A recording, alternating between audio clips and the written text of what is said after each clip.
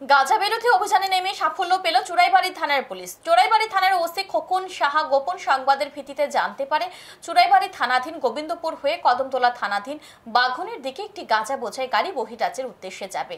এই সংবাদের উপর ভিত্তি করে চুরাইবাড়ি থানার ওসি পুলিশ বাহিনী নিয়ে গোবিন্দপুর এলাকায় উদ পেতে বসেন এবং TR02L1845 নম্বরের 4 চাকার একটি মালবাহী গাড়ি আটক করেন।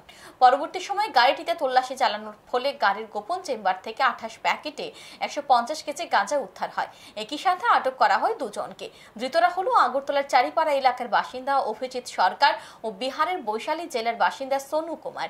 তাদের বিরুদ্ধে এনডিপিএস ধারায় মামলা রুজু করা হয়েছে। মঙ্গলবার ধৃতদের আদালতে সোপর্দ করবে চুরাইবাড়ি থানার পুলিশ।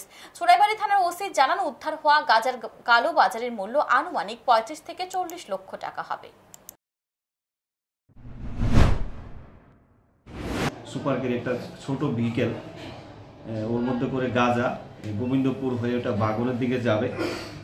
তারপর এই খবর পাওয়ার পর সাথে সাথে আমাদের টিম ঘটনাস্থলে যায়। আমরা গাড়িটাকে ডিটেন করি এবং গাড়িটাকে তল্লাশি চালিয়ে আমরা মোট 150 কেজির মতন গাঁজা পাই। গাড়িতে ছিল 2 জন, আমরা 2 জনকে অ্যারেস্ট করি।